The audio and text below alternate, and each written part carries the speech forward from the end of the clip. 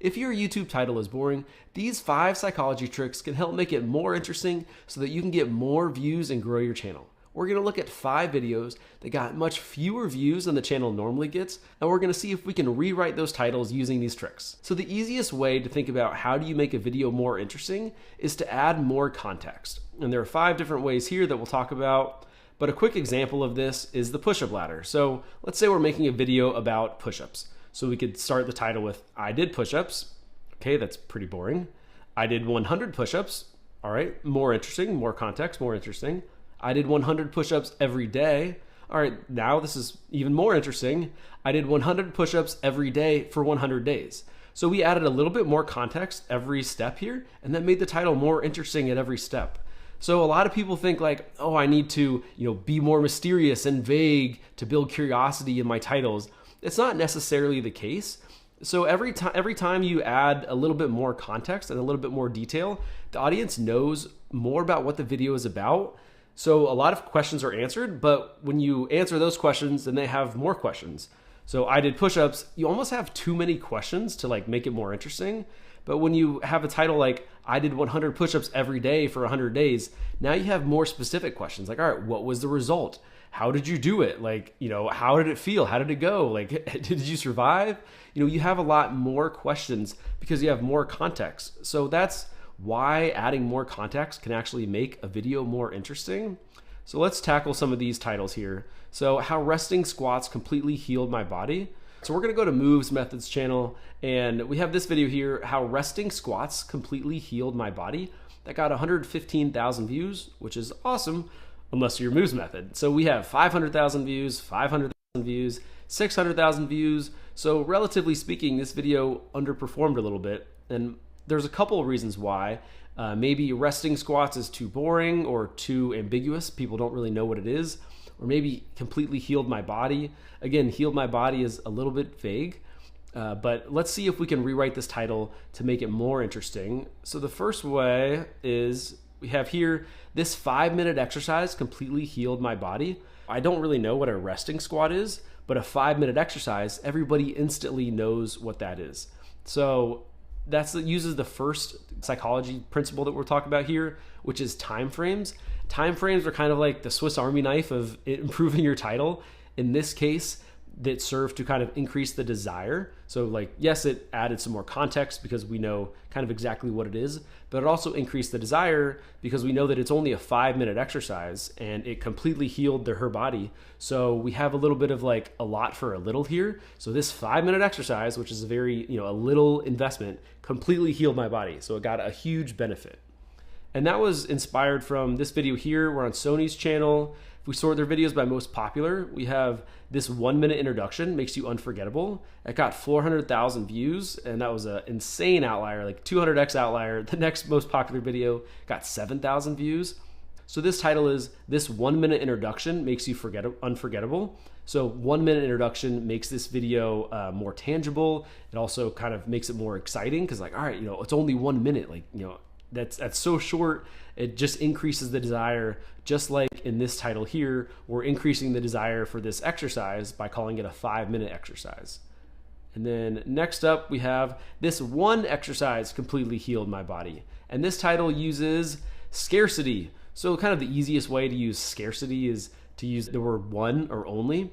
And when you use scarcity in your titles, you're increasing the value of your subject. So in this case, this one exercise completely healed my body. Out of all the exercises, only this one exercise completely healed my body.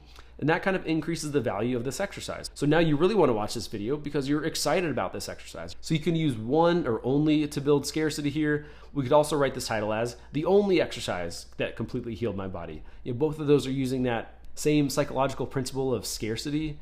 And if we go over here to this channel, we're on Hypermix ID's channel. We have this video here. This one parking trick works every time. That got 286,000 views. That was a crazy outlier. We have 54,000 views, 7,000 views, 2,000 views, and then boom, 286 there. So this one parking trick works every time, uses scarcity, and this one exercise completely healed my body also uses scarcity. So next up we have this video here. This can make or break your retirement. So we'll go over to this channel. We're on Streamline Financials channel. We've got 35,000 views, 200,000 views, boom, 7,000 views. So a lot fewer views than kind of normal for this channel. So, and this can make or break your retirement. It's a kind of a bland, vague statement. So let's see if we can rewrite it here. All right, so this is going to be kind of an interesting rewrite. So one thing I don't love about this title is that this can make or break your retirement. There's kind of two different emotions there. And when I'm trying to write titles, I really try to focus on just one emotion. So make or break is negative and positive. So in both of these rewrites, I have kind of two different examples. So the biggest retirement regret explained in 5 minutes. So this focused on just like the negative aspect of this title, kind of the breaking your retirement. But we have another time frame here. So just like this 5-minute exercise completely healed my body, the biggest retirement regret explained in 5 minutes. The secret to a happy retirement explained in 5 minutes. So where this video kind of, it increased the desire because you just called it a 5-minute exercise. This slightly increases the desire, but it more sets expectations. Like, hey, here's it's a quick video and you're going to get, you're going to learn something very valuable in a short amount of time. And it just does a good job of letting the viewer know exactly what to expect. So the biggest retirement regret, people love regrets, or the secret to a happy retirement, explained in 5 minutes, people love secrets. So that is one way we could rewrite this title. We could also rewrite this title as the secret to a happy retirement no one is talking about, or the retirement mistake no one is talking about. So both of these titles use FOMO, so kind of fear of missing out, whereas like when you use a constraint, you're kind of increasing the desire of this video. But when you're using FOMO, you're kind of, you're adding a little bit of fear, like, oh, what am I missing? What is knowing telling me? So let's go over here. We're on Audrey Victoria's channel. She's got 2.7 million subscribers, so she's killing it. But if we go down here to this video, the feminine hygiene routine no one taught us. Well, that gives us a little bit of FOMO because, what are we missing out on? What is nobody telling us? And that's where I got the inspiration for this video here, the secret to a happy retirement no one is talking about, or the retirement mistake that nobody is talking about. And then we have a list video here. So 20 secrets in video games, pretty boring and straight up. So let's go over here. We're on T5G's channel. We have 20 secrets in video games that got 84,000 views. Again, not bad unless you're this channel. So we have 900,000 views, 500,000 views, 300,000 views. Right, it was pretty overwhelming. So, I mean, it's very straight up, and some ways that I think that we could rewrite this title. First up, we have another time frame, so 20 secrets in video games in 10 minutes. It's a 10-minute video. Another way that we could rewrite this title would be 20 secrets in video games every gamer needs to see. And what that does is that calls out a specific audience. So we have this video, this little Uncle Sam thing, we want you. And calling out exactly who the video is for is a great way to make your ideal audience be like, oh my gosh, this video was made for me. And they'll be more excited for that.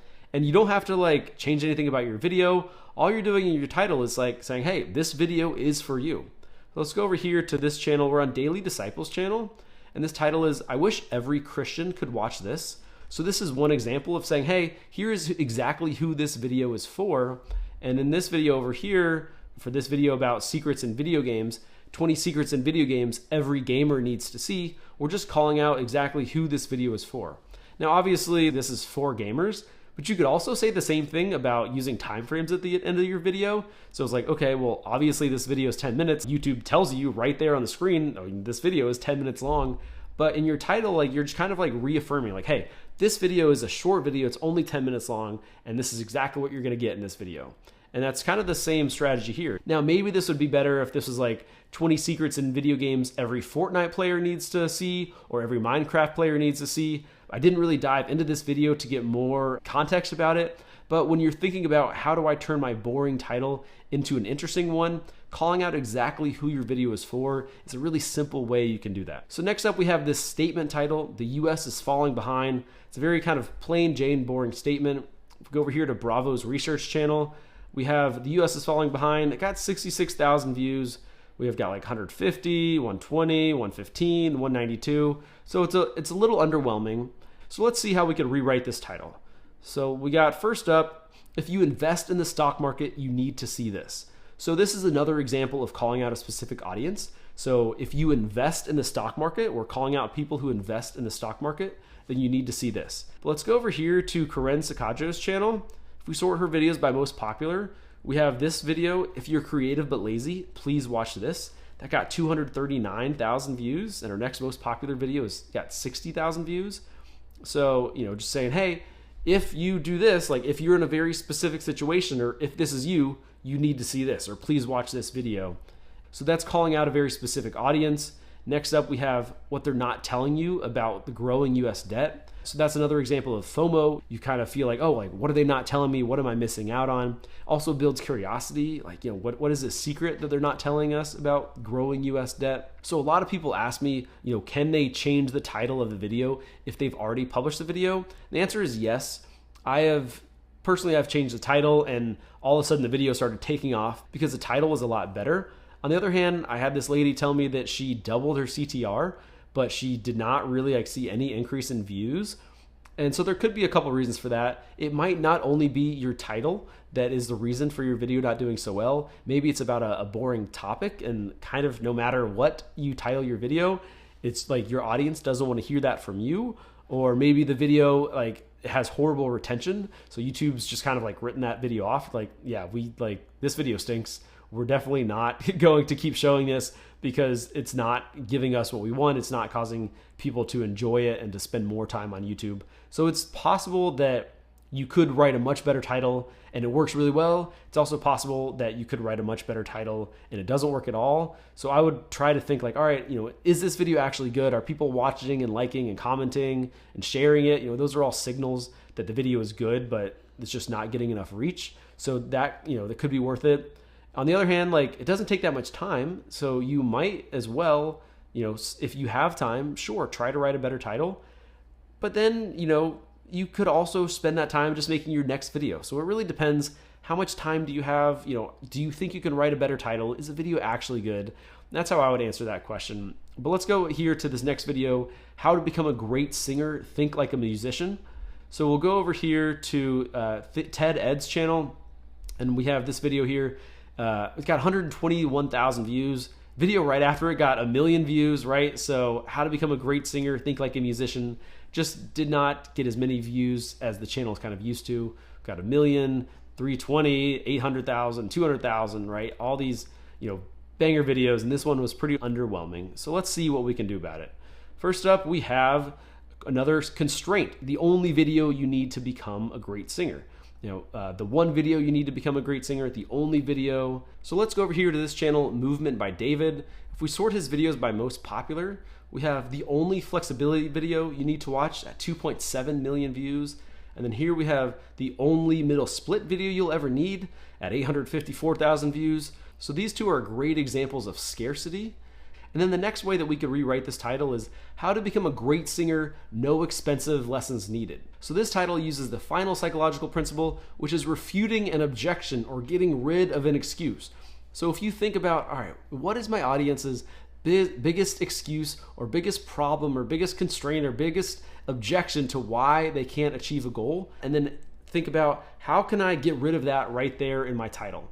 All right, so let's go over here to the Market Gardener Institute's channel. Let's scroll down here. We have this video, The Secret to Growing $100,000 on a Small Farm, No Tractor Needed. So that thinks about all right, what is my audience's biggest excuse? None of them want a tractor. They're too expensive, they're too big, they're take up too much maintenance time, right? So they identified what that big excuse or that big obstacle is, and they said, hey, right there in the title, no tractor needed. And then I did the same thing here. How to become a great singer, no expensive lessons needed. Or, no fancy lessons needed, no expensive equipment needed, no experience needed. Just kind of think about, what are all the excuses that my audience might have, and how can I tack those on at the very end of my title and say hey, your biggest excuse is not an issue for this video because we can still help you achieve your goal. So those are the 5 different psychological principles to turn a boring title into an interesting one. We got time frames, constraints, FOMO, refuting objections, or calling out a specific audience. But if you want to start with a great idea and turn growing your channel on easy mode, watch this video next. You'll learn about psychology tricks that you can use to get more views and more sales from your channel without being clickbaity.